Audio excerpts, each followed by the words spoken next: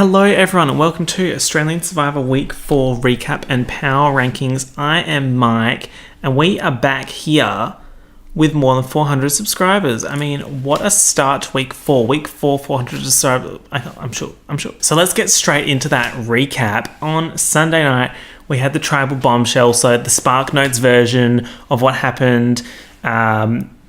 Alliance of Five voted out Tara, RIP Tara, but no, she got resurrected because Jonathan was like, wait, don't screw it yet, still got things for you to do. And then he was like, just wait a second, we have a second vote. So not only were people shook that Tara wasn't going, they were shook because they had to vote someone else out, and they voted out Annalise, and I will have to get to what Queen Ziggy did in a second. So Tara and Annalise were like, shit, we just got double eliminated. Screwed. But they went to Exile Island, shook, right? Nothing's right, I'm torn. And then they ended up at Asaga. Or should I say Asanga? Because apparently I've been saying it wrong. And these episodes, all of that tribe was saying Asanga. Where's the N? I'm uneducated. And then on Monday night, Ben and Henry from Asanga with the N went to Summertown. And that meant the idol went with Henry, which left Jackie exposed. Put your glasses out, put your cups out for Jackie, the Jaqueen, the Queen of Australian TV, the Grand Councilwoman. Look, what else is there to say? Living legend. So to summarise, I'm shook that Jackie left, but I think her time was up and it was time for her to pack her bags and leave the Big Brother house. AK's pants hole got more airtime than Odette. I also wrote down, what's the point in winning immunity to be worse off? If you're Jackie, you got ripped to pieces by that twist. Like, that sucks. Like, she would have definitely have made it through the next few episodes if that twist didn't happen. But I guess it is Australian Survivor and they like putting in random twists. But if you look at the twist from the point of view of someone, say, like Michelle, that was ideal because she was on the bottom and then these other two people come along and then they all of a sudden join your alliance and you have majority and you vote out Jackie. Like, that is amazing for Michelle. I think these episodes settled it. I am officially Ziggy's #1 fan. I went from roasting her to being her #1 fan. Talk about character development. When Ziggy was like, I'm voting for Annalise. What were the exact words? I'm voting for Annalise. I'm sorry, Annalise, but I'm voting for you. So it literally took me 10 minutes to find out what the exact phrase was that she said, but I found it. I'm sorry, Annalise, but I'm voting you. When she said that, I was like, that's it. I stand. But this twist has the potential to completely fuck over Ziggy's game. If Tara and Annalise make it to the merge and can convince Asanga that Ziggy's a threat, she's good as gone because she played that tribal really well. But the fact that they didn't actually get eliminated means that they saw that she's a really big threat, which sucks for her because she did a really cool thing. So like last week, I discovered that Mark looked like Wreck-It Ralph. This week, I discovered that Annalise looks like the girl with the pearl earring, not the Scarlett Johansson version, the actual painting, right? Which had me shook. And then I was like, that's it. She's a time traveler. Maybe she can travel to the future and tell me what the fuck is going on with this edit. So as always, I have some shit to say about the edit, but the best way to talk about that is through the rankings themselves. So I'm going to go through my rankings starting with Asanga. So in 8th position, I have Kent. So Kent's not in a good spot. He was in an alliance with Jackie and Odette, and then that kind of crumbled, obviously, when Jackie left. He got a lot of airtime, though, this week. So that might be because he has a boot coming, or that might be because he might make it far, but I think he's going to get booted. The only reason why he wouldn't is because Asaga gained 2 female tribe members and lost 2 male tribe members. So as a tribe, they might be like, oh, we need more strength in challenges, so they might keep him. I don't know. But I think Luke is pretty keen on getting rid of Kent, but at the same time, I don't think Luke calls the shots, but I'll get to that. So as usual, I'm 100% done with Kent. However, Biggest Loser who? Like, he is losing a lot of weight. Like, his face looks different now. Number 7, I have the Flip Queen, also known as Tara. Yes, I know nobody's perfect, but I'm enjoying this theme that we're getting with Tara about flipping. That just seems to be like the word to surround her. Because remember, Tessa said that she flipped. She said that she didn't flip. And then she wanted Ziggy to flip. Ziggy didn't flip. And then she got mad at Ziggy for not flipping because she wasn't being honest. Tara's telling us that she left her Tears on Exile Beach. We will see about that. Hopefully she does, because she wants to make an impact in a saga. So, a saga. What the fuck is wrong with me? A saga. I know a lot of people love the twist and all the shit that it started, but I'm just like, Tara shouldn't be there. The whole Tara AK storyline character arc thing had like come to an end, and you're like, cool, we can get some other like character storylines going. And then it's like, nah, she's going to the other tribe. She'll probably make it to the merge. And she'll be super bitter. Nick who? Number 6, I have the girl with the pearl earring, also known as Annalise. My 6 and 5, I'm going to link them together. So my number 5 is Michelle. I think they're interchangeable like that. I think Annalise came in at a better position than Tara. Although the edit made it look like Luke and Jericho got Tara on side and she convinced Annalise to vote with them. But I honestly don't think so. I just get this vibe with Annalise that she's doing more than what they're showing. Same with my number 1 and number 2, which I'll get to later. Just from a gut feeling, out of Tara and Annalise, I think Annalise would fit into a Sangha more. I feel like she'd be able to link with Jericho, Sarah, and Michelle more than Tara would. I don't know, it's just a vibe. So I said Annalise and Michelle together at 6 and 5. Michelle had a good week. Like, let's be real here. She had a good week. She had a reasonably good edit.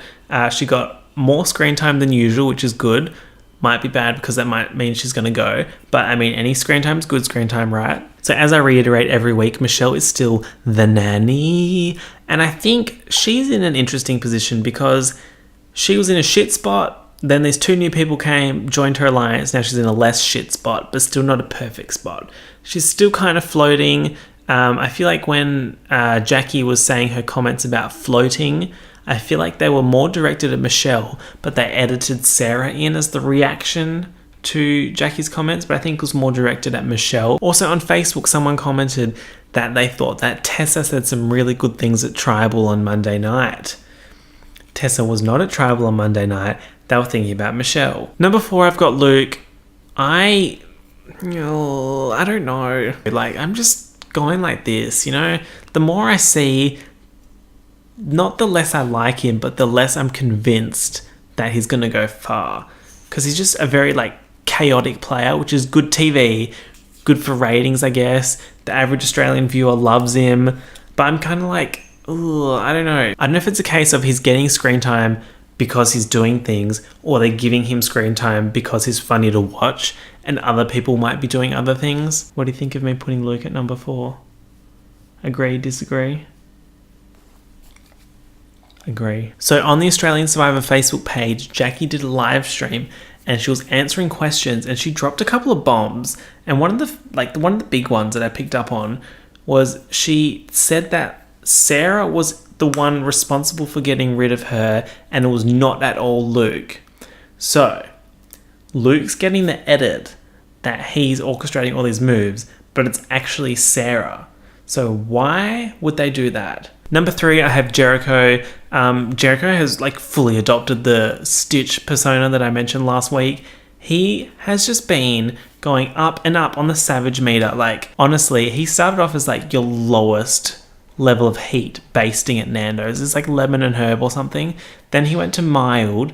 Then he went to hot. I feel like he's getting near like Savage levels that are like, whoa, you need to calm down. In the previews for the next episode, it shows Henry finding a clue in the challenge and giving it to Jericho. So he's still like keeping relationships at a Sangha. So that'll be interesting to see how that develops. So same as last week, my number 2 is Odette and my number 1 is Sarah.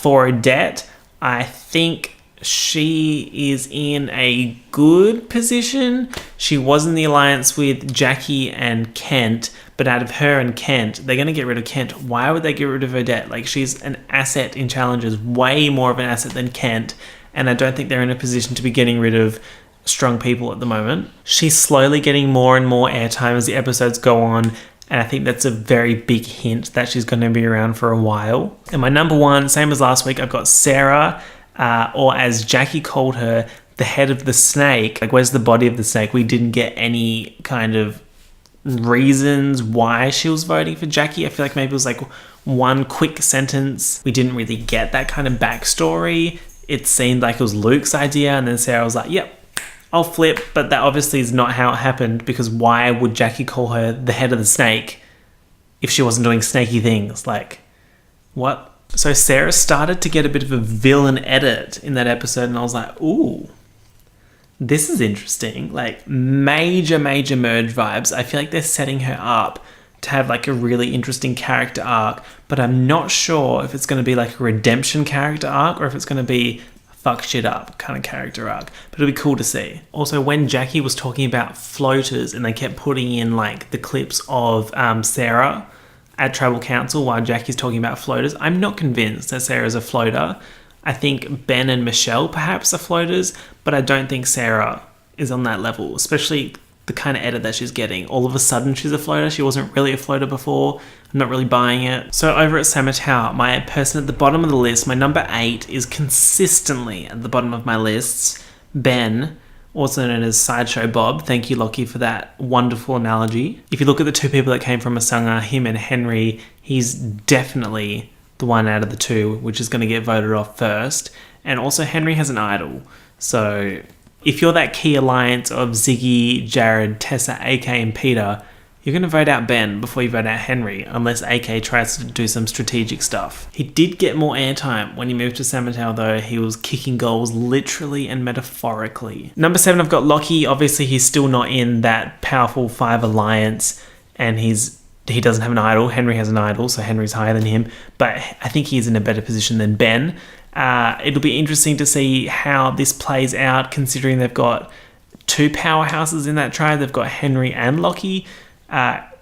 I'm not really sure what's going to happen there, but I guess we'll find out. I think it's a case of who does AK want to get rid of first. So following on from that, Henry's my number 6. I keep saying the word interesting, but he's in an interesting spot. I definitely think that Henry knew what he was doing when he was volunteering to go to Samatau. I feel like he knew that people would start to see him and Jackie as a power couple, and then that put a massive target on his back.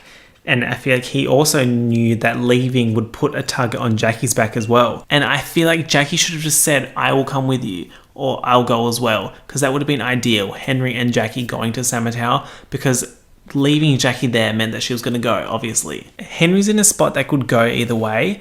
I think he could end up doing really well alongside AK, or he could side with Lockie and then start trying to like crack into that 5 alliance, but I don't know what's going to happen there. Number 5, I've got Peter. I'm still a Peter stan. Haven't got much to say.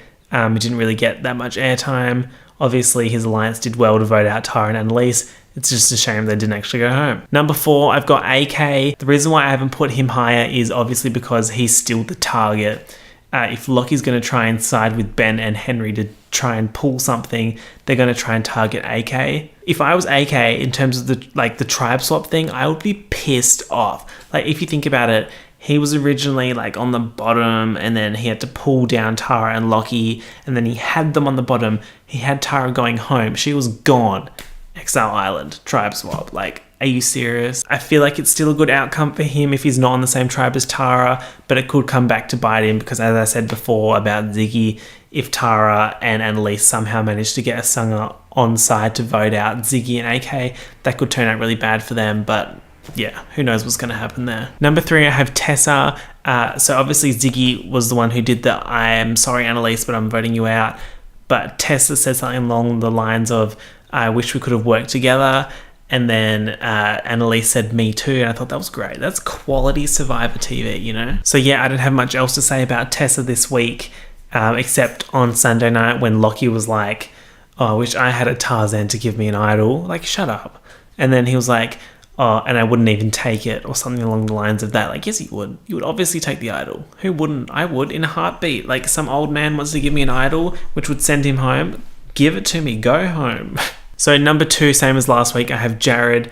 I don't think he got that much screen time. I can't really remember anything that stands out, but I feel like that's a good place to be in at the moment. Similar to Odette, they're not really going to boot someone if they're not getting screen time, because it doesn't really explain why they're getting booted. He's still very much in that 5 alliance, and I think he still has that core alliance with AK inside that 5. He's in a fantastic spot. not going home anytime soon. Okay, so my number one, I'm sorry Annalise, but I'm voting you out, is Ziggy. Ziggy killed it this week. Like, holy shit, what a week for Ziggy. Mainly, what an episode, because we didn't really get that much on Monday. But, I mean, her moves on Sunday, she was in a position of power. She had Lockie and Tara, like, begging her to flip her vote. She was like, I could if I wanted to, or I could stick with my alliance. What am I going to do? Obviously, she decided to go with her core alliance of 5. Ziggy's getting fantastic screen time. It's all very positive. It's all very much like a winner's edit, a merge edit, if you will. The only slightly bad thing that might happen is if Tara and Annalise make it to the merge and they manage to turn people on her and get their revenge. It'd be kind of cool to see Annalise write down, I'm sorry, Ziggy, but I'm voting for you. Like, that would be pretty cool. Like, Game of Thrones type vibes, you know? Yeah, hi. So it's the editing version of me at 5 o'clock on Saturday. I'm trying to find the audio file for the video that I recorded with Jake about his power rankings, but it won't send. Like, we recorded it from 2 separate locations, so we did 2 audio files to put them together to make it higher quality, but it just will not email to me. So I don't have the audio file, and I don't have time to edit it.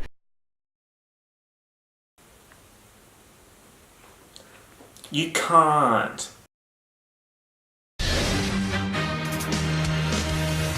You are about to enter the courtroom of Judge Judith Sheindlin. The people are real. The cases are real. The rulings are final. So I'm just going to upload what I have now. In the meantime, does anyone have any like tips on how to email big files properly and that reliably? Hopefully this doesn't happen again next week, but I need to know how to do it better. I mean, I guess you guys get a shorter video this week. It's like 17 minutes instead of 30. But if you enjoyed it, give it a like. Let us know in the comments what you think, who your rankings are. And if you're not subscribed already, subscribe. Hit that button. Let's get it to 450. So now I have to go get ready for a themed birthday party. And I don't really know what I'm wearing. And as a result, it's stressing me out. So I need to go work that shit out. So, yep, just to wrap up, thank you for watching. And I'll see you again next week. Ciao for now.